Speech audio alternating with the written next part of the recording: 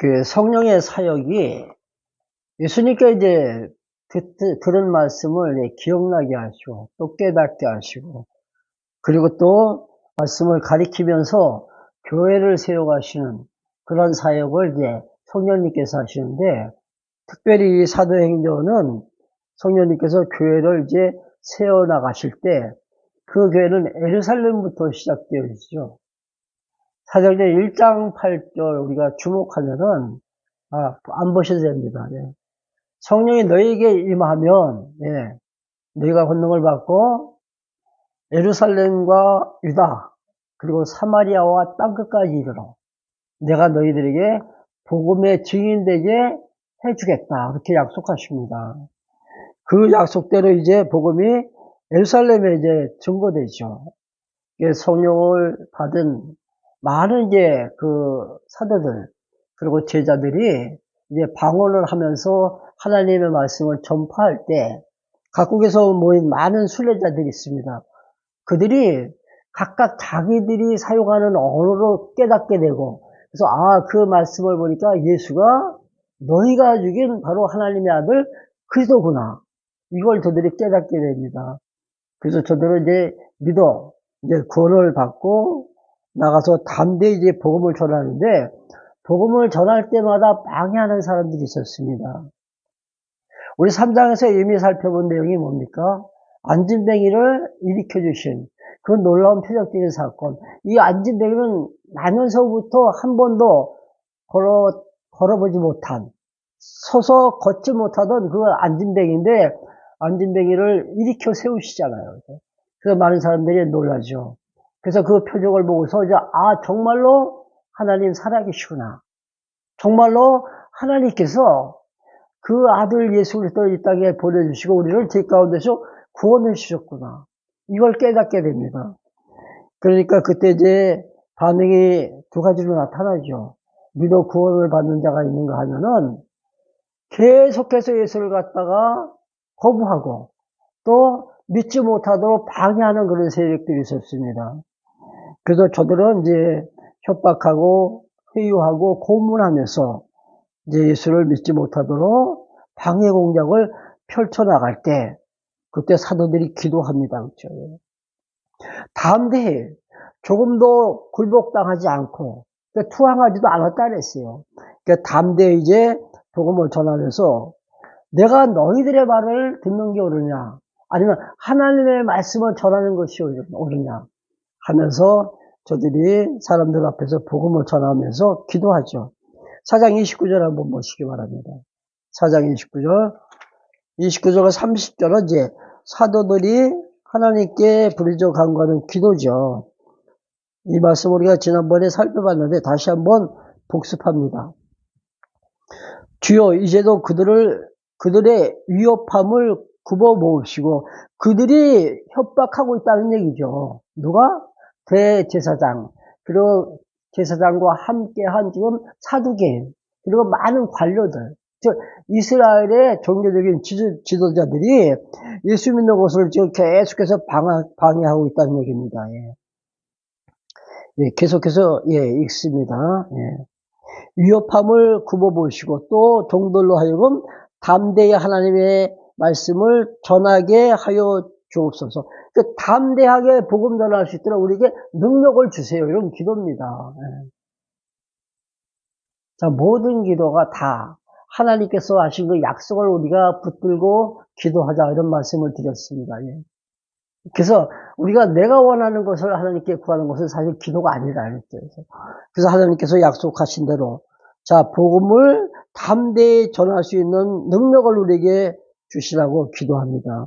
자 30절 또 한 가지는 뭡니까? 손을 내밀어 병을 낫게 하옵시고 자 치유의 사역을 할 수 있도록 우리에게 은사를 주세요. 이게 신의 은사라 그랬잖아요. 그렇죠? 물론 이때는 이게 표적적인 은사입니다. 한번 손만 대도 그냥 환자가 벌떡벌떡 일어나요. 안진뱅이를 베드로가 너 예수의 이름으로 명하노니 일어나 걸으라 이렇게 명했을 때 그 안진뱅이가 그냥 갑자기 일어났잖아요. 이게 바로 표적적인 은사입니다. 이러한 치유의 은사를 우리에게 주옵시고 또 하나 뭡니까? 자, 표적과 기사가 거룩한 종 예수의 이름으로 이루어지게 하옵소서. 표적과 기사가 누구의 이름으로? 예수의 이름. 우리가 기도할 때 말미에 항상 예수 그리스도의 이름으로 기도합니다. 이렇게 하면서 기도를 마치잖아요. 그게 무슨 뜻일까요? 의미를 모르면 사실 그 기도가 어떻게 보면 잘못되는 거잖아요. 그렇죠? 내가 원하는 것을 하나님께 구하고 나서 맨 마지막에 예수 그리스도의 이름으로 기도합니다 했을 때 그게 무슨 의미냐 이거죠. 예수의 이름이 뭘까요? 힌트를 줄게요. 예수님이 하나님이시죠. 그분은 하나님과 본체시나 그렇죠? 하나님과 동등됨으로 여기지 아니하시고 이 땅에 낮은 몸으로 오신 분이에요. 육체를 입고 오셨다는 얘기죠. 근데 그분의 본성은 하나님이에요. 우리가 요한복음 공부할 때 배웠잖아요. 예수가 하나님이고 그럼 예수의 이름으로서 기도한다고 해서 하나님의 이름으로서 기도한다는 얘기잖아요. 하나님의 이름은 우리가 너무나도 잘 알고 있죠. 여호와. 여호와의 이름으로 기도한다는 얘기죠. 여호와는 한 번 하신 약속은 반드시 이루어 주시는 분이다. 그러니까 하나님께서 약속하신 당신의 뜻을 이루어 주세요. 이렇게 기도하라는 얘기죠. 우리에게 담대히 복음 전할 수 있는 능력과 그리고 환자들을 고칠 수 있는 치유의 은사적인 그 표적, 그리고 또 하나는 모든 표적과 기사를 주의 이름으로서 행할 수 있도록 우리에게 능력을 주세요. 당신께서 이렇게 해주시겠다고 약속하셨으니까 이루어 주세요. 그 얘기라는 얘기죠. 마가복음 16장 17절 한번 펴보세요. 마가복음 16장 17절.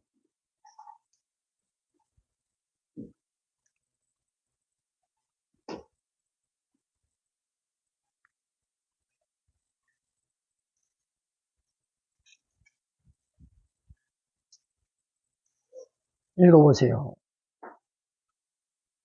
믿는 자들에게는 이런 표적이 따르더니 곧 그들이 내 이름으로 주님을 칭찬하며 또 강하노라. 네. 성령이 너희에게 임하면 아니죠. 처음에 어떻게 되죠? 믿는 자들에게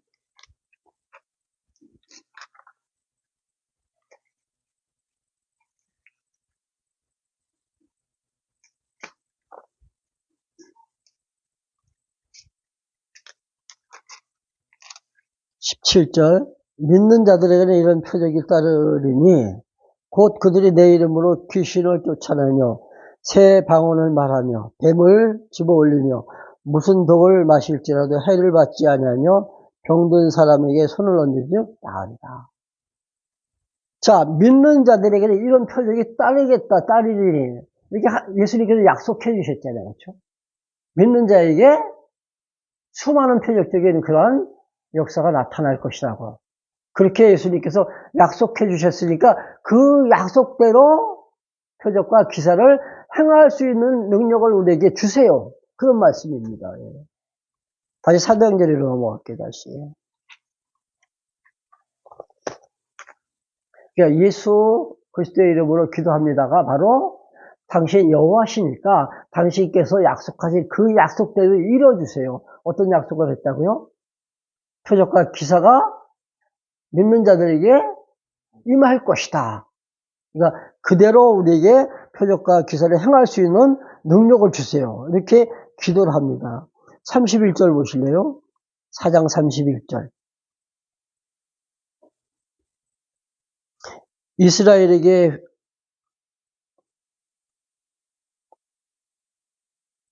(4장 31절) 예, 죄송합니다. 빌기를 다음에 모인 곳이 진동하더니 무리가 다 성령에 충만하여 담대히 하나님의 말씀을 전하니라. 예. 자, 성령이 충만하게 되자 저들이 나가서 담대히 하나님의 말씀을 전합니다.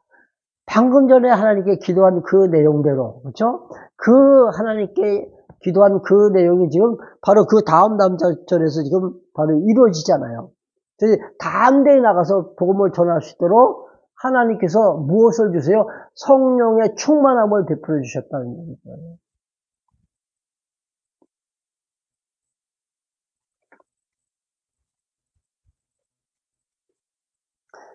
자, 이제 교회가 이제 한마음 한뜻으로 이제 하나로 이렇게 모아지게 됩니다. 예.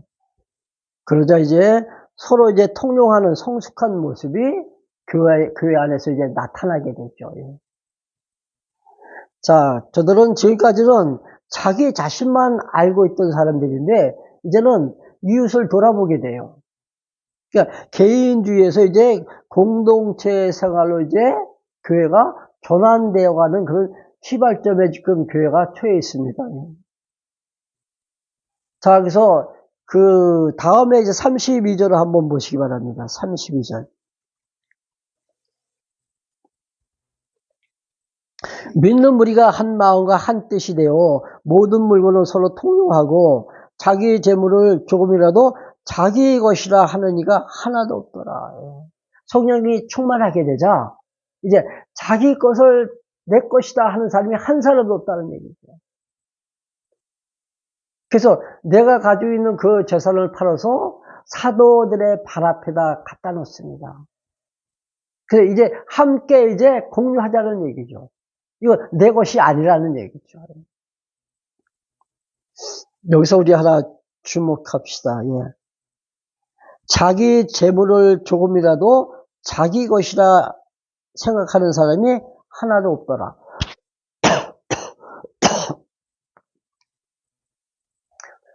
자, 우리는 11조 생활을 한다 그러잖아요. 11조 생활을 할 때 어떤 생각을 합니까? 이 많은 것이 내 것인데 그 중에 하나를 하나님께 드리면 하나님께서 우리에게 복 주신다 그렇게 알고 있잖아요. 이건 물론 잘못된 사상이죠. 잘못된 생각입니다. 근데 저들은 지금 하나도 내 것이라고 생각하는 사람이 없어요. 다 누구 것이에요? 하나님 것이죠. 그러니까 사도들의 발 앞에다 갖다 놓을 때는 내 것이라 생각하지 않고 하나님 것이라 생각하고 갖다 놓는 거예요. 하나님 것이라. 그러니까 조금 더 아깝지 않죠. 내 것을 만약에 사도들을 통해서 정말로 이웃에게 전해질 때는 내 것이라 생각하면은 조금은 아까운 생각이 들 수도 있겠죠. 자, 우리가 공산주의다. 그런 말을 많이 하잖아요. 공산주의. 공산주의의 반대는 뭡니까? 공산주의 반대. 그 대답을 유도한 거예요. 공산주의의 반대는 민주주의가 아니잖아요. 자본주의입니다. 자본주의. 민주주의의 반대는 사회주의라 해야 돼요. 사회주의. 근데 너무 잘못 알고 있어요. 모든 데서를 함께 공유하는 것을 우리가 공산주의 사상이라 그러죠. 근데 민주주의는 아니죠. 개인의 어떤 권리를 갖다가 존중하고 그 개인의 재산을 갖다가 충분히 보장해 주는 것이 민주주의 사회예요. 그러니까 민주주의에서는 개인의 재산을 갖다 사유할 수 있도록 인정을 해준다는 얘기죠. 근데 공산주의는 그게 아니에요. 물론 서로의 장단점은 있습니다. 예. 그 공산주의 그 사상은 우리가 알고 있듯이 마르크스 또는 이제 레닌에 의해서 체계화됐다 그러죠. 그래서 이제 공동 소유를 이제 만들어 가지고 평등하게 이렇게 분배함으로써 어떤 빈부의 격차를 갖다 해소시키는 것이 공산주의의 사상입니다. 예. 어떻게 보면 이념적으로 이상적인 그런 사상이 될 수는 있겠지만은 문제가 있어요.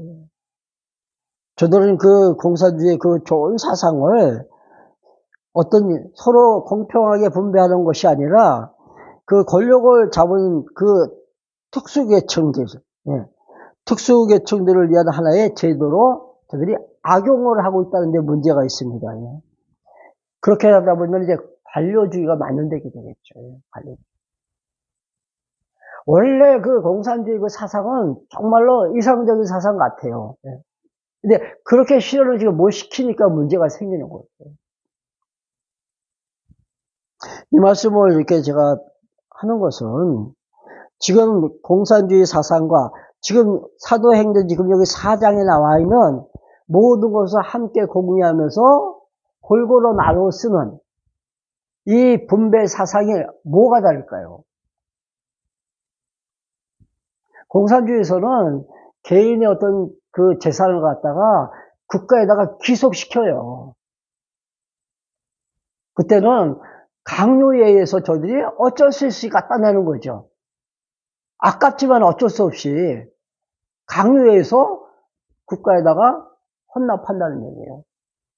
그러나 지금 사도행전 여기에 나와 있는 것은 강요에 의한 것이 아니에요. 저들이 성령을 충만하게 받자 자원하는 마음으로 교회에다가 헌금하는 겁니다. 이거 우리가 연보라 그러죠. 연보. 그래서 성령이 충만하자 이제 교회가 한 지체라는 그 지체의식을 갖게 돼요. 그러니까 우리가 교회에서는 서로 이렇게 부를 때 형제, 장매, 자매 이렇게 부르잖아요. 같은 지체라는 얘기예요. 너와 내가 아니라 예수 안에서 우리는 하나라는 얘기입니다. 하나. 그러니까 같은 지체의식을 가지면은 이런 어떤 공동체 생활이 가능할 수가 있어요. 가능할 수. 이만큼 초대교회는 많이 성숙해 있었습니다.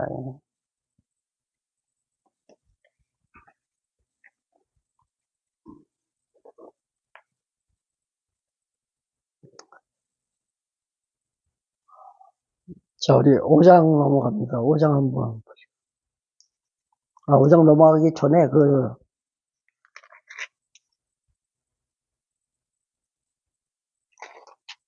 네, 5장 1절 한번 보겠습니다. 5장 1절. 아까 읽은 내용 아니죠.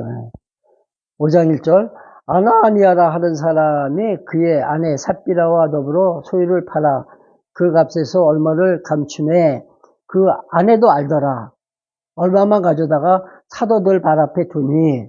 자, 지금 교회에서 사람들이 다 재산을 교회에다가 이제 연보하니까 아나니아 삽비라는 그 부부가 있었어요. 우리 잘 알죠? 네. 많이 우리가 들었잖아요. 이 설교. 저들도 역시 자기들의 재산을 팔아가지고 교회에다가 연보할 때 어떤 행동을 합니까?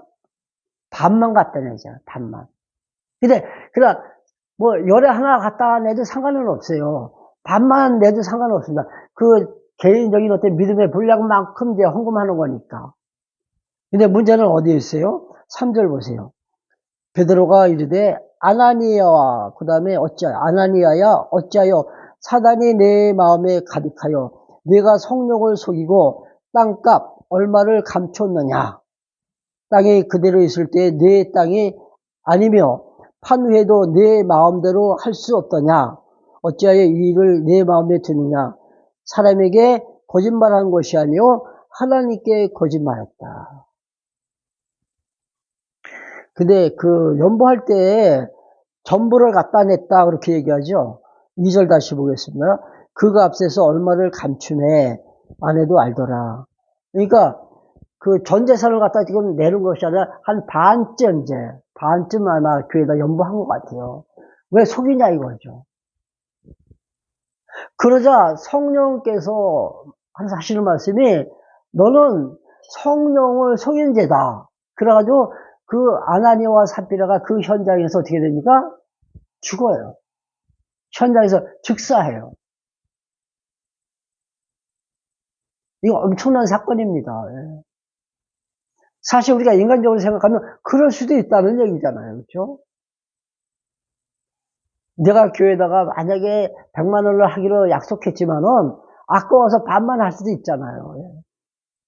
그렇게 했다고 지금 성령께서 노하시고 그를 죽이셨다는 얘기죠. 성경에서는 보면 완전히 돌연사예요. 갑자기 죽었습니다. 갑자기.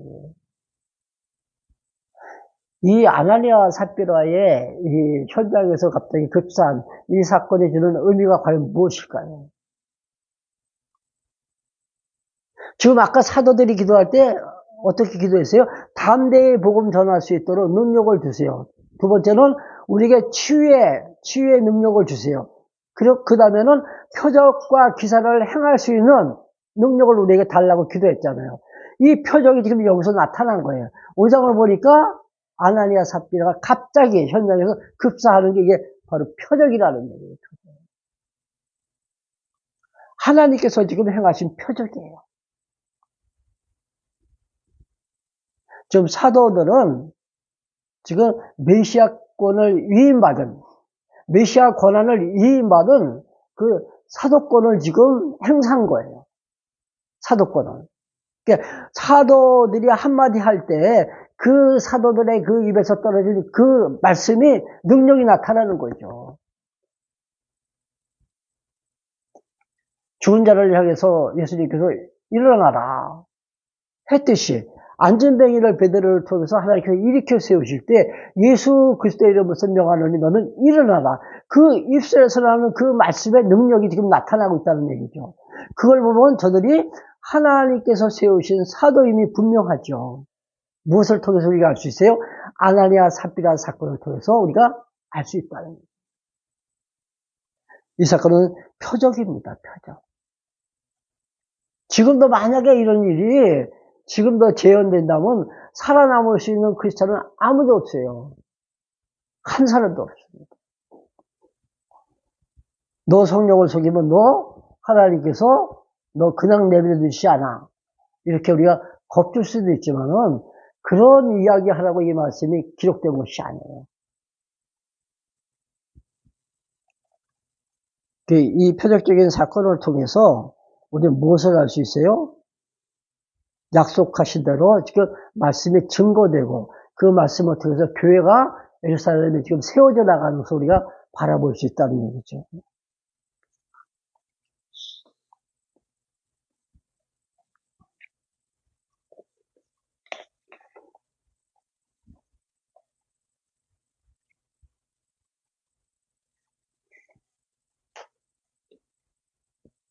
자, 10절 한번 보실래요? 10절.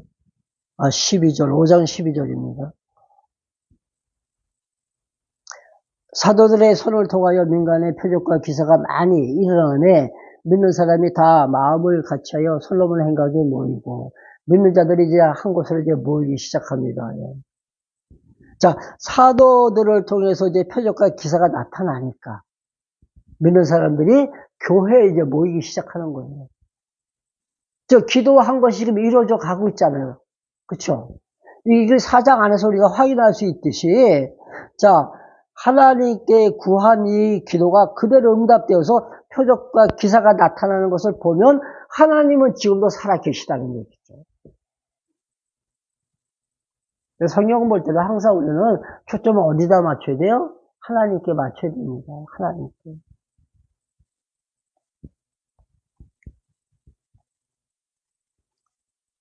그러나 반면에 13절 한번 보세요. 5장 13절. 그 나머지는 감히 그들과 상종하는 사람이 없으니 그 나머지는 누굽니까? 아직까지 예수를 믿지 못하는 그리스도를 박해하고 거부하는 자들. 그들은 함께 상종할 수 없다는 것은 교회 안으로 들어올 수 없다는 얘기예요. 교회 안으로. 물론 그 이유는 두려워서도 아마 교회 안에 못 들어왔겠죠. 그 표적적인 그 사건을 보고 감히 어떻게 교회 안에 들어오겠어요? 못 들어온다는 얘기예요. 15절 보세요. 15절. 심지어 병든 사람을 메고 거리에 나가 침대와 요 위에 누이고 베드로가 지나갈 때 혹 베드로의 그림자라도 누구에게 덮일까 바라고. 그러니까 베드로가 지나갈 때 거기 누워있으면 베드로가 이제 그 그림자가 비칠 거 아니에요. 근데 그림자가 비쳐서 치유의 역사가 나타날 것을 기대하고 거기서 누워있다는 얘기예요. 그만큼 우리가 이해할 수 없는 놀라운 사건들이 지금 그 당시 현장에서 나타나고 있었습니다. 이 치유의 역사들이.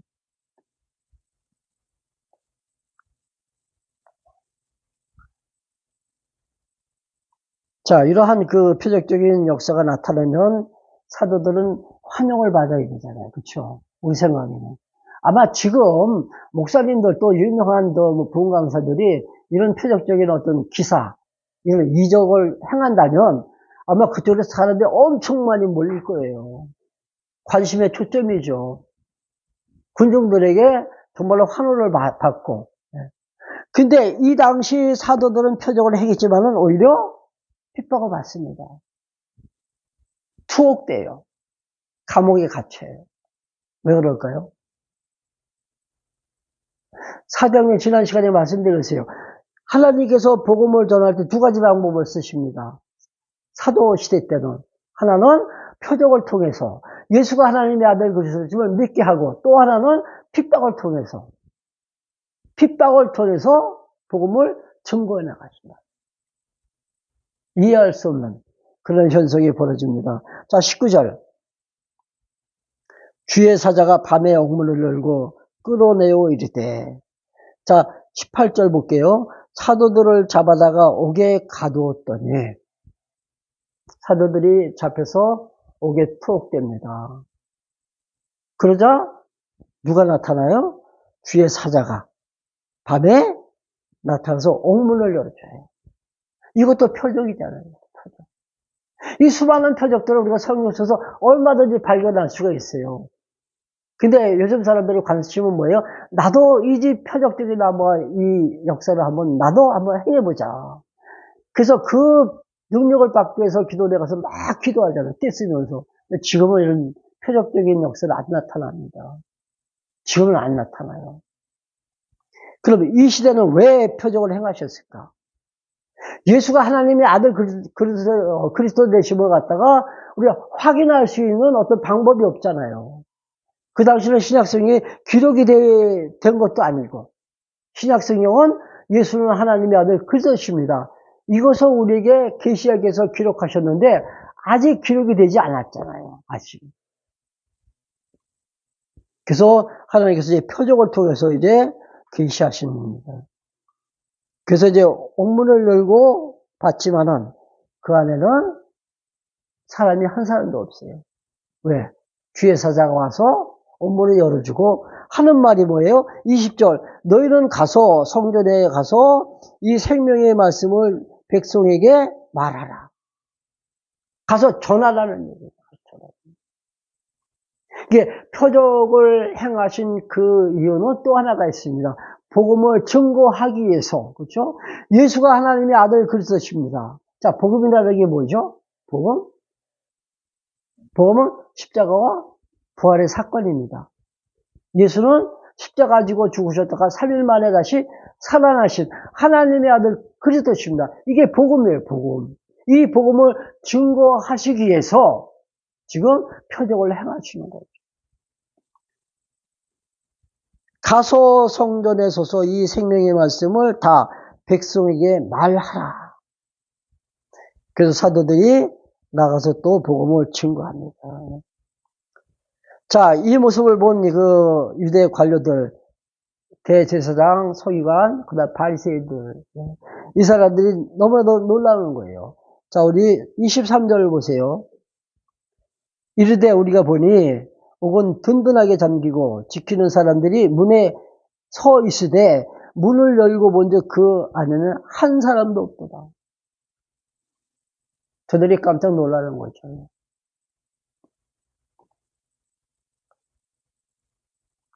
자, 25절. 그때 사도들은 사람이 와서 알리되 보소서 옥에 가두었던 사람들이 성전에 서서 백성을 가르치더이다. 가서 전하라. 그렇게 명을 받고 지금 사도들이 나가서 성전에서 지금 전합니다. 뭐라고 이야기했을까요? 예수는 하나님의 아들 그리스도십니다. 이 이야기밖에 안 했어요. 다른 얘기 한 게 아니에요. 그때 27절 중요합니다. 주목하세요. 27절 그들을 끌어다가 공회 앞에 세우니 대제사장이 물어 이르되 우리가 이 이름으로 예수의 이름으로 사람을 가르치지 말라고 엄하게 명령했는데도 불구하고 너희가 너희 가르침을 예루살렘에 가득하게 하니 예루살렘에 전파하니 이 사람의 피를 예수 그리스도가 흘린 그 피를 우리에게 돌리고자 함이 아니냐. 사도들이 복음을 전할 때마다 그 말씀을 하잖아요. 너희가 죽인 예수를 하나님이 살리셨도다. 누가 죽였다고요? 너희들이 죽인 예수를.